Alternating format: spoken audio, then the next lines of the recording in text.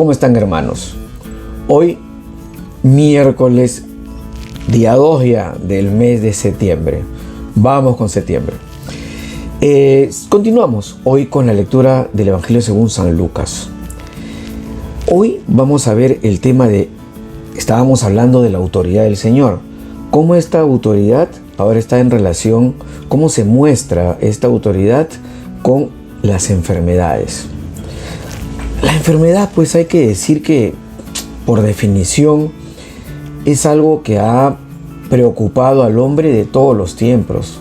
Lo ha hecho sufrir al hombre de todos los tiempos. La enfermedad es algo que siempre está latente desde que el hombre es hombre. Entonces, antiguamente, pues, ¿cómo se hacía, no? Imaginémonos las culturas, pues, antiquísimas. Para la curación se hacían, por ejemplo, exorcismos. No se trataba de eliminar demonios. Y era una cuestión casi mágica. El tema de la curación, pues, llevada al tema estrictamente religioso, era un tema de los sacerdotes. Ya va a ser con la llegada de los griegos, la cultura griega, con esta característica, esta capacidad que tiene esta cultura, que tuvo esta cultura de pensar, de detenerse, de observar, va a llevar la curación al campo científico, al campo del conocimiento positivo. Y la revelación, hablando en términos bíblicos, se deja de lado esta dimensión del problema, ¿no? De atender el problema, este lado de curación científica. Jesús va por el lado que también existe, ¿no? No por el lado mágico, por cierto, pero el verdadero sentido estricto de la enfermedad, el Señor le ve la dimensión espiritual, la dimensión religiosa. El Señor ve en la enfermedad la consecuencia del pecado. Por eso que vamos a ver muchísimos pasajes donde el Señor dice, ¿no? Por ejemplo, el paralítico, ¿no? Que es más sencillo, ¿no? Curarlo o decirle tus pecados son perdonados. Y hace las dos cosas. Entonces, el Señor le da, se aboca, para eso ha venido Él, para sanar. Él es el médico. El Señor es el médico de los cuerpos y de las almas. Entonces, Jesús, ¿qué les pide a los enfermos? Les pide que tengan fe. Solo es necesario que nosotros nos abramos a la gracia y esta nos va a curar. Una vez que ya estamos en gracia, hay una característica muy importante que no podemos dejar pasar por alto. Es que la persona que está curada está renovada, está ahora bien en todas sus dimensiones. O sea, está curada de cuerpo y de alma. Entonces, ¿qué tiene que hacer esta persona? ¿O qué hace? Lo normal es quedar plenamente agradecido. Punto 1. Punto 2, estamos ya agradecidos, estamos en gracia. Lo que tenemos que hacer ahora es lo que corresponde. ¿Qué es lo que corresponde? Imitar al Señor. ¿Y cómo se porta el Señor si nosotros queremos imitarlo? Él es un servidor. Entonces, lo que inmediatamente hace una persona curada es ponerse al servicio de los hermanos, que es la manera como el Señor le gusta ser agradado. Al Señor le agrada. ¿Queremos agradarle al Señor? ¿Queremos hacerlo que se sienta muy bien el Señor con nosotros? Tenemos que servir a los hermanos. Vamos a la lectura del Santo Evangelio para ver los detalles de este bonito pasaje que nos presenta el Evangelio según San Lucas.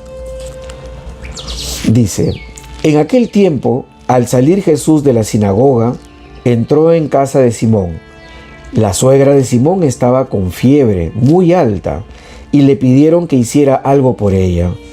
Él, de pie a su lado, increpó a la fiebre y se le pasó. Ella, levantándose enseguida, se puso a servirles. Al ponerse el sol, los que tenían enfermos con el mal que fuera, se los llevaban, y él, poniendo las manos sobre cada uno, los iba curando. De muchos de ellos salían también demonios que gritaban: «Tú eres el Hijo de Dios». Los increpaba y no les dejaba hablar, porque sabían que él era el Mesías. Al hacerse de día, salió a un lugar solitario. La gente lo andaba buscando. Dieron con él e intentaban retenerlo para que no se les fuese. Pero él les dijo: También a los otros pueblos tengo que anunciarles el reino de los cielos. Para eso me han enviado. Y predicaba en las sinagogas de Judea. Miren, el Señor efectivamente dice, predicaba en las sinagogas de Judea. Dice, tengo que anunciar el reino. O sea, anunciaba el reino predicando. Pero también predica con sus actos. O sea, el Señor predica efectivamente siempre con sus actos y sus palabras. Sus palabras y sus actos tienen una correlación perfecta. El Señor actúa como dice, dice como actúa. Y lo que Él actúa y dice, dicen de Él, lo definen. Él es el Mesías, efectivamente.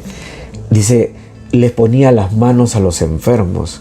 Qué importante, ya una vez en una reflexión hablamos de la mano, ahora no vamos a hacerlo nuevamente, pero cuán importantes son esas manos. Nada más hay que decir que hicieron lo visible y lo invisible, todo lo que está en la tierra y en el cielo. Es decir, el creador de todo, ahora hecho hombre, pone esas manos. ¿Cómo no va a curar? Es decir, Él es dueño de todo y Él tiene la autoridad de todo. Yo me quedo hoy con esta frase para analizarlo un poquito más. La frase cuando dice que Él, el Señor, viendo a la suegra enferma, ¿no? Y le pidieron que la cure. Él, dice, inclinándose sobre ella, increpó a la fiebre y se le pasó. Ella, levantándose enseguida, se puso a servirles. Esto no hay que perder de vista. La enfermedad no es solamente una cuestión física. La enfermedad es un símbolo del estado en el que se halla el hombre pecador. Ese es el significado de la enfermedad bíblicamente, el estado espiritual, el estado de pecado de la persona. Espiritualmente sabemos, es sordo, es ciego, es paralítico. La curación del enfermo, pues, es también un símbolo. Representa la curación espiritual que Jesús viene a operar en todos los hombres. Solo se necesita que el hombre se abra a la gracia. Los gestos de Jesús para con los enfermos son un preludio de los sacramentos. Esto es muy importante, porque los sacramentos en esencia, ¿qué son? Son curativos. Es presencia del Señor, y presencia del Señor implica erradicación del pecado, y eso implica estar sano. Por lo tanto, el sacramento es curativo. Estas curaciones del Señor, que se presenta a través de toda su vida pública, representan pues esta sanación espiritual, ¿no? Que significa pues sacramento. Jesús vino efectivamente pues, y lo dice en muchas oportunidades, como médico de los pecadores.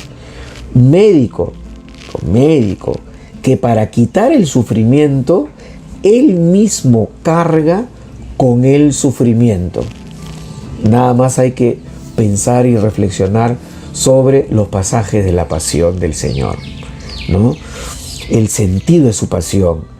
Jesús pues participará de la condición humana, del estado lamentable de la condición humana, para poder finalmente triunfar sobre sus males. Y a nosotros, ¿qué nos queda? Nos queda una enseñanza en doble sentido. Por un lado, tenemos que retener hoy que el Señor nos está mostrando su poder, su autoridad. Él es Dios entre nosotros. Y nosotros que de una u otra forma, física, espiritual o ambas, estamos enfermos, tenemos que confiar en que el Señor es capaz y quiere sanarnos. Por un lado. Por el otro lado, vemos la importancia que el Señor, su misión es sanar. Y por lo tanto, si nosotros estamos sanados, tenemos que inmediatamente, como la suegra, hoy la suegra de Pedro, ponernos al servicio de los hermanos, porque como dijimos, es la manera como se le agrada al Señor. Recordemos el Evangelio según San Mateo capítulo 25, exactamente en el versículo 36. ¿Qué nos dice el Señor? Nos dice: estaba enfermo y me visitasteis. Así pues, eso nos debería decir el Señor en el día de nuestro juicio particular y en el día del juicio general, al final de los días. El enfermo, pues, es importantísimo terminar diciendo esto. El enfermo para los cristianos ya no es como en estas épocas y como en esta época de hoy. El enfermo no es para un cristiano alguien que hay que tomar distancia, alguien que no hay que acercarse para no contagiarse. El enfermo también, y de alguna manera, es la imagen y el signo de Cristo.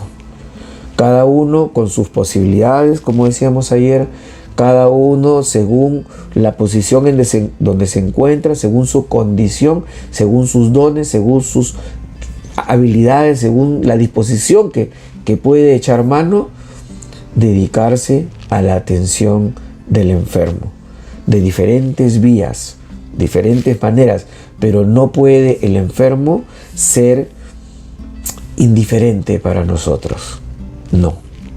Así que pongámonos en presencia del Señor para poder asimilar, para poder comprender, para poder entender y poder poner en práctica su palabra. Le pedimos al Señor que nos bendiga, que nos guarde de todo mal y nos lleve a la vida eterna. Amén. Tengamos pues, hermanitos, hermanitas, un espectacular día miércoles del Señor y pidámosle que haga posible que mañana, jueves, estemos nuevamente reflexionando juntos sobre la palabra de Dios.